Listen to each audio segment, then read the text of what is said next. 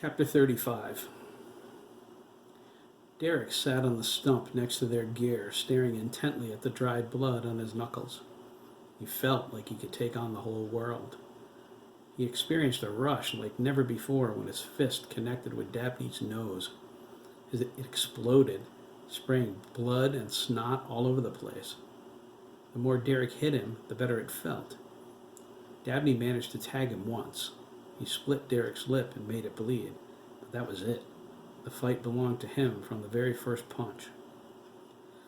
Dabney collected his things after Derek finished beating the crap out of him.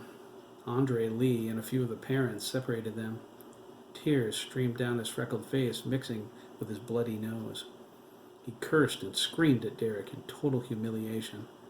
He promised his father would make life miserable for the Mellon family until the end of time. The guys laughed at him as he stormed away. So did the girls, who were talking to Max and Matt now, waiting in the shallow water. The remaining kids were on the diving platform. Derek did what Chris told him to. Once he was calm and his legs stopped shaking, he could head into the water. It's Dabney's fault anyway, Derek thought. He never should have said those things about Chris. When Dabney tried to drag Dan into it, Derek couldn't take it anymore. Besides, nobody got away with calling him Bozo the Clown, whoever that was, or Butt Buddy. His butt was certainly not buddies with anyone, and even if it was, it would be none of Dabney's business. He gazed out at the diving platform. Chris somersaulted into the water, followed by Ricardo. Ian laughed and told them they were out of their minds. They were going to crack their skulls open when they hit the side of the platform. Derek looked down at the blood-covered towel between his feet. He hoped somebody had a clean one he could borrow. He hated leaving the water without being able to wrap up. He decided the first thing he would do when he got home tomorrow was find his father and tell him what Dabney said about Dan. If it was true, and Dan was spreading lies about Chris, Kevin would deal with him harshly. Derek's father hated liars. In his house, if you did something wrong and you got caught, the punishment was worse if you lied about it or tried to cover it up. Face the music, Kevin said. You're responsible for your actions. Derek agreed, even when it was his turn on the hot seat. It was usually for slugging Dougie, who was a royal pain in his butt-buddy ginger behind.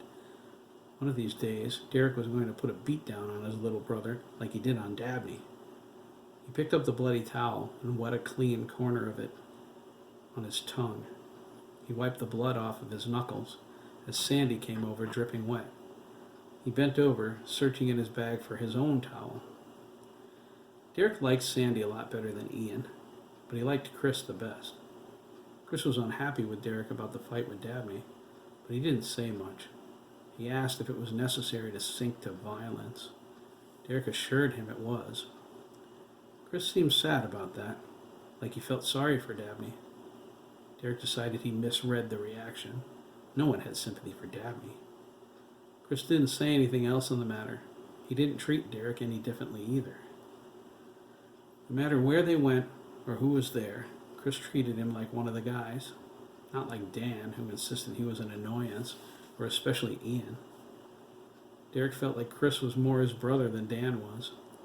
It didn't matter how many questions he asked or how many times he called, Chris was always nice to him. He was Derek's hero. Dan and Dougie were a lot alike. They got along better with each other than they did with him. His dad was gone most of the time at the airport. He was an air traffic controller. His mother had her hands full with Doug. Who did Derek have? Chris, that's who.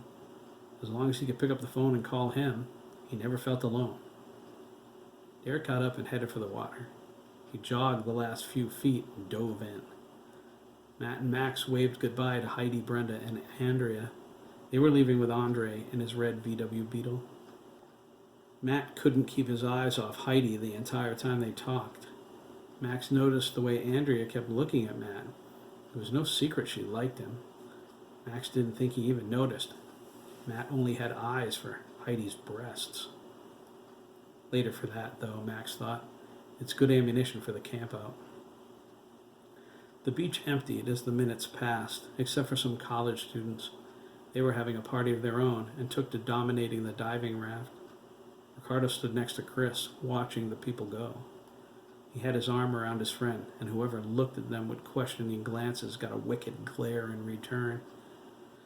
Dan's rumor had spread everywhere. Ricardo was making a statement. He felt guilty for how he'd treated Chris. Standing on the front lines with him was his way of making up for it. Chris smiled, almost reading his thoughts. His eyes seemed to say, "Don't worry about it." Sandy came up behind them and hugged them both around their necks. "Hey, you two," he exclaimed, a wide smile on his face. "Glad to see you buried the hatchet." "We are too," Ricardo replied. Chris agreed. "When can we crack a brew?" Ian asked. "Later," Max replied. "We have to set up camp first." "Jeremy's not back with Dugan yet either," Matt added. "You think anything happened?" Derek asked. "No," Chris said. "Jeremy can handle himself." "Maybe I should go over and check," Max reflected. "I'll go too," Derek said. Ricardo shushed everybody. He heard something buzzing. "Is that your phone, Chris?" he asked. "Sounds like it," Chris replied. He retrieved it from his bag. He pushed his long bangs back and read the text message. "Jeremy needs help," he informed them. "What?" they cried. Chris put his hands up. "Take it easy." "Dude, is something wrong at Dugan's house?" Ricardo asked. "We heard sirens before." "No," Chris replied. "God, they're paranoid." "He needs some of us to help him." "Help him what?" Matt asked, swallowing his heart. For a second, he was scared to death. Jack Dugan could give a person nightmares. "Craig has a huge army tent or something," Chris said. "They need help carrying it." "Oh, please," Ian groaned. "Just what we need. I suppose we have to go all the way to Craig's house now? This sucks."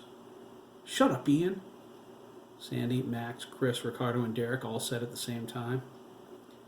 Ian glared only at Derek, who grinned back at him. He growled and went back to the stump to brood.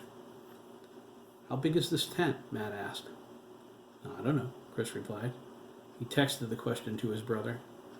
Jeremy said he needs 3 more guys to carry all the stuff for it. He looked at Matt.